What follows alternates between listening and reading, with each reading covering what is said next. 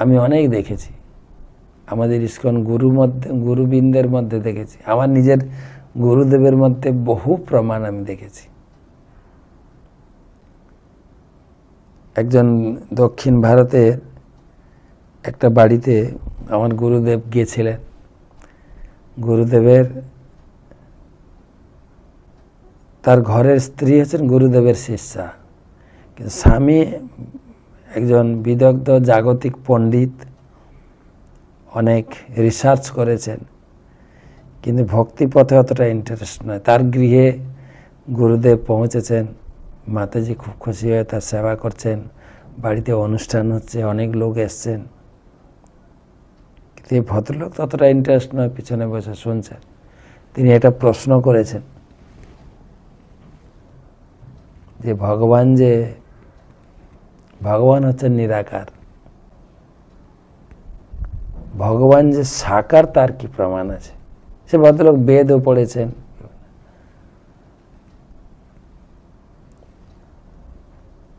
তো গুরুদেব উত্তর দিলেন তার সবার সম্মুখে যে ভগবান যে সাকার বিভিন্ন শাস্ত্রে রয়েছে। গীতায় তো ভগবান নিজে উত্তর দিয়েছেন। অর্জুন যখন জিজ্ঞাসা করলেন যে কৃষ্ণ, তুমি আমাকে কৃপা করে বলো যে তোমার সাকার রূপ শ্রেষ্ঠ না নিরাকার রূপ শ্রেষ্ঠ? এতম সতত যুক্তা যে ভক্তস্তং পর্যুপাসতে যে চাপ্যক্ষর অব্যক্তম তেষামকে যোগ বিদ্যমান। যে তোমার অব্যক্ত অক্ষর উপাসনা করে সে শ্রেষ্ঠ না সাকার রূপ শ্রেষ্ঠ? ভগবান সরাসরি উত্তর দিচ্ছেন, মজ্জা বেশ মনোজে মম নিত্যযুক্ত উপাসতে শ্রদ্ধয়া পরয় পেতাস্তে মে যুক্ত তমমতা। মজ্জা বেশ মনোজে, আমি যে তোমার সঙ্গে কথা বলছি না, এই যে আমার সাকার দ্বিভুজ রূপ উপাসনা করে এই শ্রেষ্ঠ, এটা আমার অভিমত। তো এইরকম বোঝানোর পরে গুরুদেব বলেন, আপনার আলমারিটা যে কটা ধাপ আছে, তো মাঝখানে ধাপে যে বেদটা আছে, সেই বেদের এত পৃষ্ঠায় এত নম্বর শ্লোকে এইটা প্রমাণ পাবেন। ভদ্রলোক আশ্চর্যচকিত হয়ে গেছে। গুরু মাস তো ইনি তো আমাদের ঘরেও ঢোকেননি। আমার ঘরে আলমারি আছে, আলমারির মাঝখানে বেদ আছে। বলছে, হ্যাঁ আপনি পড়েছেন, আপনি খুঁজবেন, আপনার ওই বইটির এত নম্বর পৃষ্ঠা এত নম্বর শ্লোকে এই কথা বর্ণনা আছে। লোকটি এত প্রভাবিত হয়ে গেলেন, ধীরে ধীরে ভক্ত হয়ে গেলেন। ওই দিনই গুরুদেবকে তিনি একদম গুরুদেব হিসাবে স্বীকার করে নিলেন। যে যেরকম ভক্ত, যে যেরকম চেষ্টা, অন্তর বুঝে কাজ করা। এর আগে তো অনেক কাহিনী বলেছি আমি, অনেক কাহিনী। বাহরাইন এখান থেকে আমরা ঘুরে এলাম। গুরুমাজের অসুস্থ হয়েছে, তিনি 2008 সালে, তিনি 12 সালে গিয়েছিলেন বাহরাইনে, মে মাসে গেছিলেন, আর আমরা গেছিলাম জুলাইয়ের শেষের দিকে। এই ঘটনা শুনছিলাম। গুরুমাজ অনেক দিন পরে গেছেন বাহরাইনে, বহু ভক্ত সমবেত হয়েছেন, বড় বড় 3 দিন হল প্রোগ্রাম হয়েছে, দীক্ষা অনুষ্ঠান হয়েছে। গুরুদেব চলে যাবেন বাহরাইন ছেড়ে অন্য দেশে। তো ভক্তরা সব গুরুদেবের কাছে প্রণামী দিচ্ছেন।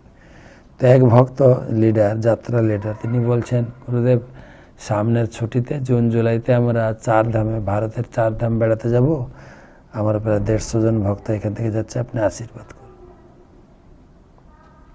গুরুদেব কিছুক্ষণ চিন্তা করে বলেন, না, এই যাত্রাটা তোমাদের শুভ হবে না, যাত্রা ক্যান্সেল করো। তো সেই ভক্ত তো চিন্তায় পড়ে, আরে আমাদের ফ্লাইট বুকিং হয়ে গেছে, সেখানে হোটেল বুকিং, আমরা কি করে ক্যান্সেল করব? গুরুদেবকে বোঝাতে শুরু করছে, না গুরুদেব, এটা অসম্ভব, আমাদের সব অনেক টাকা ইনভেস্ট হয়ে গেছে, হোটেল বুকিং, কার বুকিং, ফ্লাইট বুকিং, আর একটা মেন বুকিং হচ্ছে মাইন্ড সেট আপ, এটা ক্যান্সেল করা সম্ভব। গুরুদেব আমাদের অনুমতি দিন। গুরুদেব আবার কিছুক্ষণ পরে বলছেন, না তোমরা যেও না। গুরু মহারাজ বলে চলে গেলেন, কিন্তু অনেক ভক্ত সন্তুষ্ট হলেন না। আমরা একটু যাব, ঠিক করে ফেলেছি। কিছু ভক্ত বললেন, ঠিক আছে গুরু মহারাজ যখন বারণ করছেন না যাওয়া ভালো। কিছু ভক্ত বলছে, না আমরা যাবোই, যা হোক, আমাদের চেঞ্জ করা সম্ভব না, আমরা বাচ্চাদের স্ত্রীদের কি বুঝাবো। যাই হোক, অনেকদিন ব্যাপার ছিল, মে মাসে কথা হচ্ছে, জুন জুলাই, হ্যাঁ, তো মাঝখানে অনেক সময় অতিবাহিত হয়েছে। লাস্টে তারা ফাইনাল নিয়েছে, না গুরু মা চাইছেন না, যখন যাত্রা ক্যান্সেল করা হয়েছে। তো তখন জুলাইতে বিশাল বন্যা হচ্ছিল, বিশাল পাহাড়ে ধস নেমেছিল। হড়পা বান বলা হয়েছে, বন্যার নাম ছিল হড়পা বান। আকাশ থেকে বুঁদ বুঁদ করে বৃষ্টির জল পড়ে না, বুঁদের আকারে পড়ছে না, একটা বলের আকারে জল পড়ছিল। কত পাহাড় ধস, কত লোক মারা গেছে, বহু লোক আটকা পড়েছে, ফিরে আসেনি। টিভিতে পেতা পত্রিকায় দেখে তখন হাহুতাশ করছে। ভাগ্যিস আমরা যাইনি, গুরুদেব আমাদের মানা করেছেন, আমরা গেলে তো ফিরতাম না। তখন গুরু মহারাজকে চিঠি লিখেছেন, গুরুদেব ক্ষমা করবেন, সেই সময় আপনার দূরদর্শিতা, যে আপনি অনুভব করেছিলেন যে এরকম দুর্ঘটনা ঘটবে, তাই আমাদের নিশ্চিত করেছিলেন। তখন মানতে পারিনি, বা পরে আমরা ক্যান্সেল করেছি বটে, কিন্তু এখন আমরা হৃদয়ঙ্গম করতে পারছি, বুঝতে পারছি আপনি কিভাবে আমাদের যাত্রা নিষেধ করে আমাদের রক্ষা করলেন।